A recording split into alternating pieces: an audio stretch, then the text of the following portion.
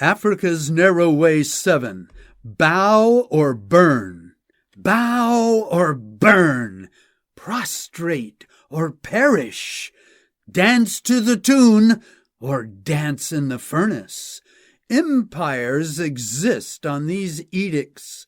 Reigning monarchs, tyrant dictators, and religious rulers all operate on this terrifying principle. Compliance or condemnation is their single sermon. By it, fear, self-serving, and hypocrisy are instilled, while love, devotion, and sincerity are crucified. No one truly honors such oppressive overlords. Servile sycophants and groveling, ingratiating lackeys are the only subjects in such kingdoms. But freedom of conscience is seared and slain thereby. Independent reflection is quashed, and individual initiative is forbidden. Submit or be sanctioned or slain. End of discussion. Discussion there never was. This has come down from the above, is all that the peasants need to know. So, bow or burn. Daniel 3, 4-6. Then the herald loudly proclaimed, "To you the command is given. The moment you hear the sound of all kinds of music, you are to fall down and worship the golden image. But whoever does not shall be cast immediately into the midst of a furnace of blazing fire." Okay, that's clear enough. But devotion is not derived under duress. Nothing in true spirituality ever results by force. Intimidation does not instill adoration. Threats are not the springs from which worship flows. Punishment does not kindle love's glow. It rather extinguishes it. Oh, foolish religious men! You are destroying everything Christ is seeking and building everything that Christ will tear down. Are you so blind? And if there are any in your ash-heap kingdoms that dare to stand erect, gazing into heaven, while cowardly congregations prostrate at your every decree, you, the son of Nebuchadnezzar, will rage. Daniel 3:12.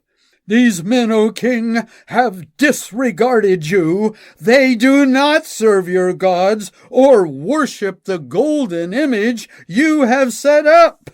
Oh, you can be sure the reigning madman will shower them with hot threats. Daniel 3:15. If you do not worship, you will immediately be cast into the midst of a burning, fiery furnace. And what God is there who can deliver you out of my hands? And here is unmasked the naked reality of all such dominating dictators. He considers himself to be supreme. He is the God who must be served. No rivals are tolerated. He will dictate, for he is king. He will pontificate, for as the shrine's custodian, he determines the mandatory traditions. he will execute, for he is the unquestioned judge and authority in that kingdom. In one man are concentrated prophet, priest, and king, the legislative, judicial, and executive, all in one man.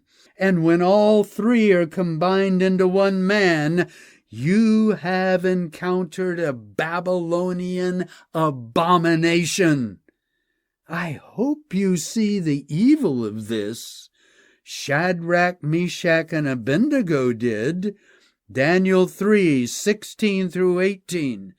O Nebuchadnezzar, we have no need to give you an answer concerning this matter. Our God, whom we serve, is able to deliver us from the furnace, and he will deliver us out of your hand, O king. But even if he does not, we are not going to serve your gods. Hear their bold rebuff. Our God is able to deliver us, but if not, we will not serve your delusion. To them, devotion did not depend upon deliverance. Consecration must not be compromised by compliance. Christ Jesus alone is Lord, and we will bow to none other. This they did, and this we applaud. The Son of God will meet you in the furnace if you dare to stand. And this is what establishes a testimony. They yielded up their bodies so as not to serve or worship any god except their own God, violating the king's command. Daniel 3:28. The choice is Christ or king. Two masters cannot both be served. One or the other's command must be obeyed, and one or the other's command must be violated.